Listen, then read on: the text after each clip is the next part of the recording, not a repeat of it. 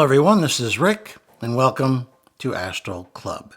This is Rick Leaps to a Parallel Dimension. Before we get into it, just want to mention Patreon. We have a new patron. His name is Jared, and he is an Astral Master, and I thank him for his support because it makes this channel possible. With Patreon, you could get advanced commercial-free episodes on Sunday, a library of downloaded episodes for podcast apps, and a Patreon email where we can talk back and forth. And if you're interested, there is a link in the description. Next up, private lessons. I've been doing a number of lessons recently. I guess people are done with the holidays and they're ready to start getting back to it again. And so if you're interested in a lesson to astral project, you will find an email in the description and just ask for more info. Okay, let's get into this. Before I get into the parallel dimension, I just want to mention that I had a possible future trip, which I'm very reluctant to talk about, and I'm not sure that I will. But I do want to mention one little thing in case you missed it in the news. It seems that a lab in China is using mice, little white mice, that have been altered such that their immune system is very similar to a human being's. Not exact, but very similar. And they have developed a version of, well, you know, that disease that we were all talking about a few years back. Only this one is 100% fatal. 100% of the time for these poor mice. And apparently they die very quickly. And their eyes turn white, and then that's all she wrote. And all our scientists have had to say about it is, well, the mice aren't exactly like humans. And, you know, the research that China's doing, you know, might help us in the future in case there's some more mutations of the virus. After all, what could possibly go wrong? That's all I want to say about that. And like I said, I'm not sure I want to talk about what I saw as a possible future. Instead, I'm going to talk about this experience I had because it's a little bit more fun. Let's put it that way. So I was projecting, and I had an idea of going to a parallel dimension. And I kind of was indecisive when I all of a sudden felt myself being drawn into another dimension. When I landed, I was in a conference room, in a body, a physical body, and I looked down at my hands and I realized that I went into a parallel version of myself. Now, this is not the first time this has happened. If you've been around for a while, you know that one time I mistakenly went into a parallel self of mine who had two daughters. And another time I projected into the future when I went into a future incarnation of myself. Now, the reason I was able to get into these physical bodies, once by accident, once kind of on purpose, was because of my vibratory level was very close to the actual vibratory level of that actual parallel or reincarnated self. But I wasn't able to stay long because it's not an exact match. It's like a key that doesn't quite fit a lock. But this time I went into this body, this alternate Rick, and I'm sitting there suddenly in this conference room, and they're introducing me as the new salesperson. And whenever I go into this kind of situation, I don't want to ruin it for the Rick that owns this body. So I always try to play along. So I just kind of smiled and said hi, and they all welcomed me. And there was 4 men, including myself, and the boss was there, the president of the company. He was an older gentleman. And the conference room wasn't exactly a state-of-the-art. It was an older conference room. You could tell it was the kind of company that is probably just getting by, but nothing too fancy. So they're sitting there, and after they introduce me, they start getting into the report for that month, and we all had in front of us these dot matrix printouts. Now, a lot of you people listening to this won't even necessarily know what a dot matrix printer was, or what the printout looked like. Let me tell you, it wasn't great. You had to load this wide computer paper into this dot matrix printer, and it had these two little wheels with little nubs on it, and the paper was perforated on either side, and you had to feed it in just exactly right and then turn it in, kind of like old-fashioned typewriters. And then it would print out using this dot matrix type setup. It was very primitive, and I was very happy to say goodbye to it a long time ago. But apparently, in this reality, it was still being used, at least by this company. So as they were going through the figures, I noticed they were talking about that 10,300 meters of cloth had been sold last month. And I allowed my mind to wander a little bit. I was just kind of looking around, because this is a new world for me. I look up on the wall and I see a picture of King Charles with another portrait underneath him that said Harold Smythe, Prime Minister. And then on the other side of the pictures, there was a map of America.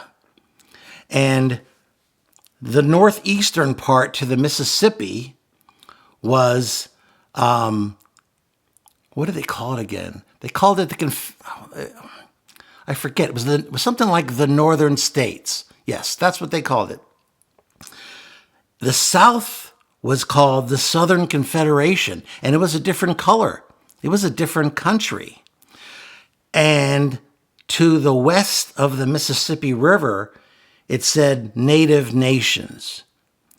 Now, if any of you have ever watched the old program Quantum Leap, you'll know that I said the same thing to myself that he said whenever he landed in a body. And that was, well, let's say, oh boy, although that wasn't exactly what I thought to myself. It was similar, but not quite the same. I theorized that this was the present of that world that I saw in the past, where George Washington had been killed early on in the Revolutionary War, and that the British had successfully put down the rebellion. So there never was a United States. And apparently, the America that exists in that particular parallel dimension is very different from the United States that we have today. Apparently, the South had broken off of the North and had done so successfully. And apparently, they gave the west of the Mississippi to the Native Nations. So it was a very different reality. And I was just kind of looking around, just trying to take all of this in. And as you can imagine, I was quite in awe, confused, just trying to take it all in.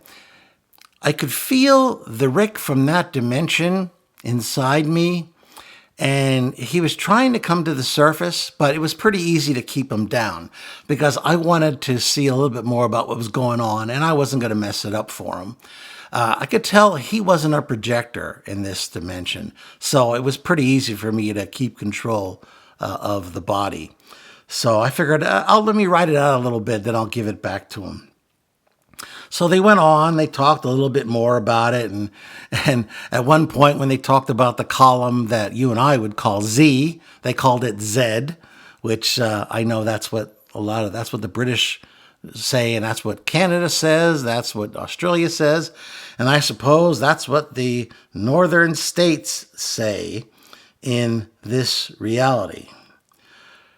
After the meeting was done, luckily it wasn't a long meeting because I didn't know how long I'd be able to hold on to this body, because keep in mind that there's this electric current that starts out very slow, very slight, and it continues to build.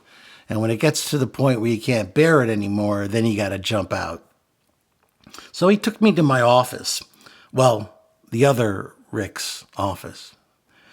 you can understand how this can get confusing. We walked in there and I wasn't too impressed. There was 2 empty desks. And I remember thinking to myself, oh, I wonder what happened to those 2 guys. They're long gone. It was dimly lit. It was a very drab kind of place. It was too warm. I remember that. It was too darn warm. And he pointed me out to my empty desk. And I took a look off to my right, and I saw my, what we would call a computer, but it had an arm swivel. It was on an arm swivel, and the screen was about a 3-inch black and white screen with, some sort of computer program on it. And I was thinking, oh, I guess this reality didn't have a Bill Gates, didn't have an Apple company, and perhaps they're still very primitive when it comes to computers. So so the boss pointed out to me that there was my, let's see, what did he call it? He called it a computing machine. I don't know if that's what they call it or if he's just old-fashioned. Who knows? But he sat me down there, and just for fun, I kind of asked him again. I said, I just want to make sure, what was my salary again? He looked at me and said, oh, it's, like I said, 200,000 crowns. And I said, oh, okay, yeah, sure, great. I have obviously no idea whether that's a lot of money or not. Apparently, that's the currency of the northern states.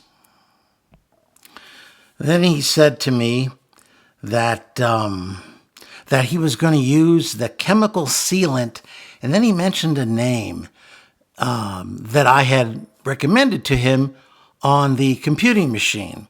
I don't remember the word that he used because it meant nothing to me, and I can't for the life of me remember what it was called now. But I was just like, oh, yeah, okay, yeah, sure. I have no idea what you're talking about. I'm thinking to myself. He said that, his administrative assistant would be in shortly to kind of set me up. And I said, oh, okay, that's good. That's good. Thanks a lot. So he leaves. So I'm sitting there at the desk for a little bit, I'm able to access the other Rick's mind now a little bit. He's still fighting a little bit to come up, but I got him nicely secured. He's not going anywhere until I'm ready to go. And he wasn't married in this lifetime. And I just had a feeling that he wasn't all that happy. And so I kind of felt badly for him, that this was going to be his life. I was just thankful it wasn't going to be mine. So a few minutes later, a woman who I would say was probably in her mid-30s, but she looked more like she was in her late 30s to early 40s. She was a little overweight. And her face, her name was Charity, so I want to be charitable to Charity and say that she was average. What she was wearing, though, was surprising to me. She had on a low-cut blouse, which I know that there are certain offices that allow women to dress in that fashion. And I don't want to seem too old-fashioned here, but I still think that when you're in an office that there should be a certain decorum. But it wasn't her top that shocked me. I'll get to that in a second.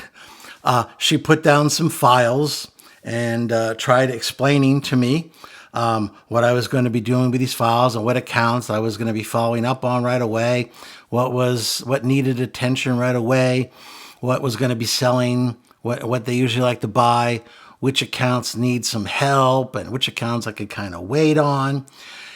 Meanwhile, I thought she was bending over way too far to explain all this to me.